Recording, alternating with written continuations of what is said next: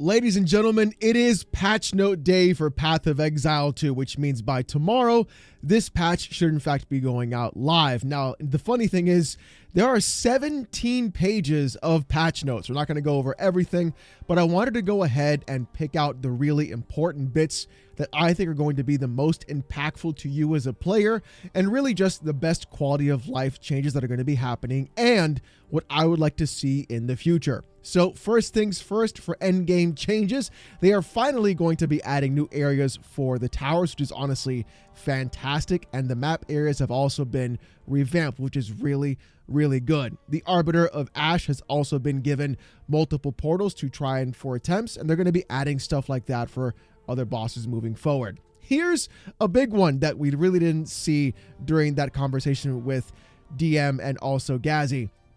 Map areas contain a minimum of 3 rare monsters, which is great, and they've added checkpoints to map areas, which is going to be helping a lot of clear speed. For me, I'm playing a Mercenary Grenadier, really not the fastest class in the game. However, though, this is going to be really great when you miss a rare in the top part of the screen and then have to not backtrack and path through everything, so it's going to be nice to see as well. Citadels can now appear closer to the Ziggurat Refuge, which is honestly great. I'm one of those weirdos who didn't just pick a direction. I went in a circle, just clearing out every map. I don't know why I did that, but I guess I can just keep doing that now and not have to worry. They've also added visibility for citadels in the endgame map as well. You're going to be seeing like a little white spire where they are, so no longer are we going to be having to try and figure out what location the mummified corpses are in the top of towers to determine which area to go into for a citadel. So that'll be great. So yeah, that's I can't believe we all fell for that bait. Anyways, maps now have the biome visible for the Atlas UI, which is really important. There is a node in the Atlas tree that gives you specific items or a higher percentage chance for those items depending upon the biome that you're in. So it's good to see that as well, so you know exactly what to farm for or what to look for, or where to put in your higher tier maps like tier 16s, or try to go ahead and irradiate maps specifically. That's going to be really good too. They've added a precursor tablet for bosses, and honestly, this is going to be the one that I think is going to be the most important. I would also like a precursor tablet for corruption. That I think would be great too, because right now I am 6 out of 8 for my Atlas tree for bossing. I need those last 2 before I fight the pinnacle boss for the game, and really trying to figure out which ones I'm missing have been a bit of an issue, really. Getting a tier 16 map in an area that is also irradiated as well as corrupted, as well as having everything I need to go together for a tier 18 to then fight the boss that is also now what, like 2, 4, 6. It's a level 22 boss. I don't really, oh my God. It's really weird, and I'm doing everything SSF, so it's been great. I would like to see the ability to corrupt and also add a boss as well as irradiate maps in the area. That way I can have multiple chances and times to try and get those last 2 points before fighting the Arbiter of Ash, or going into things like Breach or Expedition or Ritual and everything else like Simulacrum. Those things would be really good, because I've also noticed there's a lot of problem with trying to control what I see in my maps as well without having to do the towers, and we'll talk about that in a moment as well. Now, map areas have been adjusted to have more distinct specialties for content they contain. For example, one map might have more total number of monsters, while another map is likely to contain additional context such as strong boxes and essences or shrines. Content like strong boxes, essences, or shrines. Generally speaking, the more difficult a map is to clear, or the smaller it is, the more axes it will specialize in. Here's an overview of changes we made to give maps more discernibility. So a number of maps shown up to have double the number of chests and twice as many minimum magic or rare chests. Some maps contain double the number of monsters, 50% more magic, more rare. Some have a higher minimum number of rare monsters you will encounter, lower number of minimum rare monsters you will encounter, 50% more chance to obtain an essence, 50% more chance to contain strong boxes, 50% more chance to contain shrines. I've noticed, honestly, personally, I've really missed out on the fact that essences are not as impactful as they are in PoE 1, and I think this is going to be a good change. Even though in the boss Atlas tree, I did pick that if a boss is on the map, you have an essence on there at least, but there needs to be more love to essences all around, just in general, right off the bat. Strong boxes, the changes are going to be really good as well. They're going to be adding a faster spawn time for monsters. They're going to be reducing the cloud area. You're also going to notice which monsters are going to be from strong boxes rather than just certain parts of the zone. I've also noticed too that strong boxes that have a lightning attack will sometimes just not even spawn monsters at all for quite some time, even though after I've cleared it. I'm not sure if that's a bug or if that's something that's just been part of just me not playing the game correctly. Shrines I do like as well, but the thing is there's no real impact into speccing into these inside of the Atlas tree. I feel like there should be a reason to go into them, either having a guaranteed essence on every map that is X tier high, or just having more than just one of them in all your maps moving forward. Being able to farm essences would be great for people who are playing SSF light like me and using the currency exchange, or even just having more chance of essences for crafting on their own gear. That would be really big as well, because the crafting in this game needs maps that are only exclusively found in biomes containing citadels, now 50% more chance to contain essences, strong boxes, and shrines, which is great. We also have some stuff for unclaimed hideouts, sustainably more magic monsters and fewer rare monsters. Just really good stuff for Unattained Paradise, have been breeding. Oh, there's a lot. I might have to go to that Untainted Paradise, you know what I'm saying? Untainted Paradise not going to 100% more monsters, of which spawn 100% more. That's quadruple magic and rare monsters, which is going to be great seeing that there. Here's some really good stuff for Waystones as well for sustain. The Radiant Waystones Atlas notable passive now provides 15% chance for map bosses to drop a Waystone of the current tier or higher, previously 25%. So will it drop a tier 16 corrupted map? That's kind of like what I'm hoping to have happen, because the 1 in 6 chance of corrupting tier 15 maps isn't really where I want it to be. I've done 12 and gotten none. The small map boss Waystone chance passive now provides 6% chance for map bosses to drop a Waystone of the current tier or higher, previously 10%. Okay, so we've got some additional 2% there. Reduce the number of monsters in small chests from breaches by 15%. Great. Increase the number of simulacrum splitters maps found by 20%. Good. Add a dedicated 2D art for Waystones that are instilled within layers of Delirium, which is great too.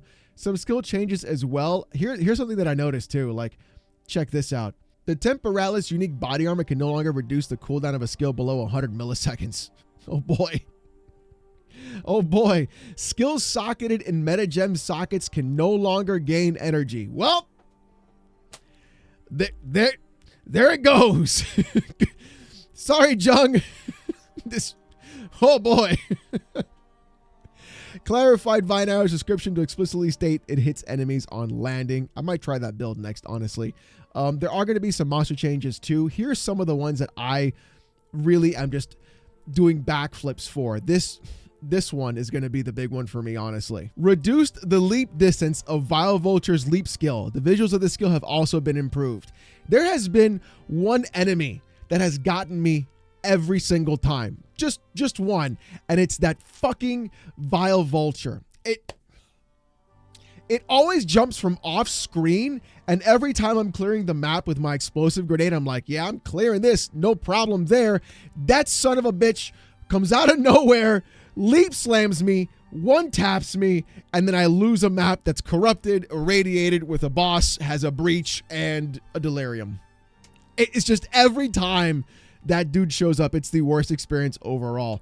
But from what I'm seeing here, a lot of the stuff that's just been really annoying has been changed. So like reducing, the vomit skill, things like that, dealing less damage, the area of like bloated Miller slam skills, more closely matched to visual effects. Just like all those really weird things that you would just die from are being adjusted correctly in the right way from enemies. Here's what I would like though. I want to have enemies stop ragdolling me around. How's that one? Did you guys play the game? Because I'm playing it. I'm not playing a monk. And I sure do love having an enemy that's a crab just go into a ball and then push me 6 screens across the map. And then I got to figure out what happened because I'm also stunned on top of that because 3 of them did it at the same time. That's what I want to change. Can we have that change, please? That'd be great. Or how about being able to roll past certain amounts of terrain, because whenever I do a ritual and there's one little rock stopping me, I roll forward and the rock stops me, and then I get stun locked by 60 monsters at once because I couldn't fire a flash grenade in time to stun them and blind them to then actually pull off an actual attack. I like that too, just to roll over certain small little bits of terrain that stop me in the way without having to go around it. Just those 2 things, guys. Come on. Can we just do that, please? I'd really like that, especially because Ritual seems to be spawning in areas that are really just claustrophobic and not giving me enough space to move around when you have a giant tornado of blood on top of me. I'd like that.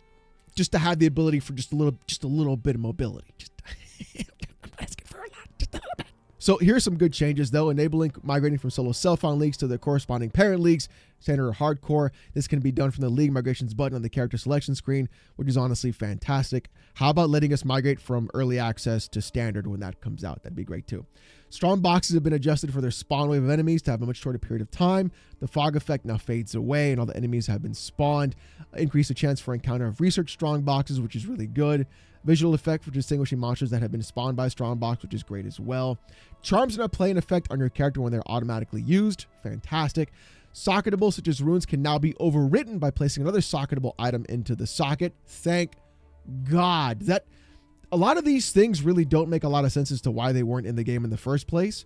And I know that's like, it's early access, Alex. You shouldn't be mad about that. I feel like a lot of these things were really just like no-brainers until they heard a lot of feedback from it. I feel like they tried to make the game very difficult, and then by doing so, they added too many points of friction, which we'll talk about in just a moment as well. Salvaging an item now highlights which items in your inventory can be salvaged and displays item sockets, which is great. Flasks with quality can now be salvaged. Awesome, because I can get some glass blowers baubles back. Armor has been made more effective by approximately 15%. Okay. That's not enough. That's not enough. There has to be something done for armor, and at least something done for life. Why? Because I'm not playing an energy shield character. I don't want to spec into intelligence on my mercenary grenadier who does not use any intelligence whatsoever except for flammability. That is a level 52 for intelligence for my stat, and then that's it. I need more strength and I need more dex to do exactly what I want to do with my character, and requiring me to spec more into int to get ES at like 6k to finally take a hit is not what I want to see. This should be changed drastically because of the fact that the way enemies approach you and break your armor, and also at the way armor works, the amount of armor that you need to even do anything viable still is not enough. I'm waiting for the Kriparian video because, you know, that's going to be a hootin' and a hollering where he's just going to be like, that's not enough. This is going to be not enough. That's really what's going to happen. More monsters are not able to be pushed while dodge rolling. Good. Good. Okay, there's one. This generally applies to most monsters smaller than a skeleton. Okay, good. So like the little baby ones that attack me all the time. Finally, good. Increase the chance for omens to appear as ritual rewards. That'd be great because I had an invitation with the king that I lost because of what happened the other time, because I couldn't push an enemy out of the way while rolling, getting stuck into a corner, and I lost like 400 exalts. It was awesome. It was great to see that just disappear right in front of me. Love to see it. Reduce the chance for items to roll of some less desirable item modifiers, which is fantastic, which explains why PoE 2DB does not have the weights. So at least crafting will feel better a little bit, even though it is still very Gamba focused. I do like the fact that items not having less desirable modifiers would make a better experience overall. The thing is though, it's still too RNG right now. So that's something to get fixed. Hopefully we got a crafting bench where at least the mats for the craft would cost a little bit more because it'll be more deterministic. I'll be more happier with that rather than just trying to get something that I really want and then not having it, or having at least a lower tier of the thing that I want and then RNGing for the higher tier with either something on there would be really nice to do. So just saying. Remove the level requirement to access expedition vendors, which is great. I know they're going to be working on expedition as well too. It's really the only way that I've been getting a lot of my gear through SSF and just grinding expedition, trying to get that done, but it's still not where it needs to be. And I think they're going to be working on that as well, which is nice. Rarity of items in expedition vendor shops now increases with the shop level. So shops generally have more rare items at higher levels, which is great. This doesn't affect existing shops, and you'll need to use a reroll currency to generate shops with improved rarity. So we still have to farm that as well. I think I'm just going to be focusing on expedition the most, more than anything right now, to get my gear up. That seems to be the way to do it. And especially after this patch, it's going to be even better because then I'll have more rarity and I'll be able to reroll the currency and not have to spend currency on making an item rare and then losing affixes. So this will be a good start to what they need to fix, but SSF players like me are having a bit of an issue just overall with this, and it has to get concerned. Reduce visual clutter in many map areas to improve visibility of skills and effects. Thank you. Could you also have something to where when I use explosive grenade, it doesn't just cover the entire screen? Even if it's like an MTX for $1, just let me do that. Let me just like reduce the visual of that a little bit, or just make it more transparent. That'd be great. Add a tutorial for activating your first persistent buff skill gem. Good, because I have a lot of really close friends that didn't even know what skill gems were for buffs or what spirit was and how to work that. So that'd be really nice to see. Alva now has an option to gamble for items when placed in your hideout. Love to see it. Gambling is going to be great. We need to have that happen. We need more gamba. More gamba. Reviving minions that died from being out of range for you now immediately revive near you, which is good. And just other stuff as well. For charms to display the number of charges left, which is great. Because I don't even know if charms even work. Like right now, I don't, like if I get hit with something, I'm like, I hope the freeze on my charm goes off because I don't know. Like that, you know, just to see that as well would be really nice. Performance for Zycilian and Chimera boss fight, which is great. Performance lava in the Molten Vault, things along that nature. There are a lot of unique item changes. I haven't really messed with a lot of uniques, so I can't really say, wow, that is a lot of unique changes. Bug fixes as well, client crashes, instant crashes. I've also had instances where like I would just freeze in the middle of like a boss fight, which is kind of weird. I think this is a client issue or an instance issue. That could be what's going on there. A lot of bugs for snapshotting, things like that. But overall, I think, wow, there's a lot of bugs. Overall, I think the patch is actually really good for a 0.1.1.1 patch, which isn't really too bad. I think that actually right now there are a lot of concerns that I have in the end game, especially as a casual player, but I put 220 hours in the first month. I guess you can call it a casual player. I don't know. There are a lot of things that I have an issue with. Number one, the on-death effects are a big problem, especially if you use skills like Explosive Grenade like I do. And that really is a concern because I feel like everything is basically ready to go. And then I walk into like a exploding enemy that I didn't see because of the fire explosion. And that's there. Look, if you want to keep on-death effects GGG, that's fine. That's your thing. You want to make it more like I want to slow people down while they're clearing a map, whatever. Here's a trade-off though. If you're going to keep on-death effects, I need you to stop taking away the map modifiers when I die in that map then. How's that trade? If there's a boss on the map, if there's Expedition, Delirium, Ritual, Irradiated, Corruption, what have you, if it's on the map and I die in the map, then that does not go away. I should be able to go back and try that map again with a different waystone. How about that for a trade-off? Because if I die to a little globule-looking dude, okay, when there's 6 of them on the screen and they all bunch up on me, turn pink at once, and I can't roll out of the way because I'm stuck in a corner and I can't move them out of the way because everything's on cooldown, then I die to them because they all explode at once, and then I lose everything. I'm an unhappy boy. I'm just going to say it like that, okay? Let's do that trade-off. Either take away all on-death effects except for them big boys who turn bright pink and you can see them from a mile away, or if you're going to keep on-death effects, keep the actual modifiers on that map so I can go back and try it again. Let me lose the waystone, but don't double fuck me. That's just my thing, all right? I don't have 10k ES. I can't just suck it up like I want to and just keep going from there and do it. Give a little love to the mercenary as well, please. Our base stats are way too low for the kind of stuff you want us to do on top of that as well. Warrior needs more love right now than Merc does, but still, just do that for a guy, please, okay? But look, hey, let me know what you guys think about these patch notes in the comments section down below. Honestly, this patch looks pretty good, but there is a lot of work still to be done. Hopefully when 1.0 hits, the game will be in a really good state and everything will be a lot easier for us to play, but still provide a really good amount of challenge. But you know what? With all that being said, let me know what changes you guys want to see as well in the comments section down below. And I'll see you guys this weekend for a live stream on the channel. We'll be playing some more Merc, clearing T16s, and doing some more fun stuff as well. Thank you guys so much for watching. Hope you have a great one, and I'll see you next time.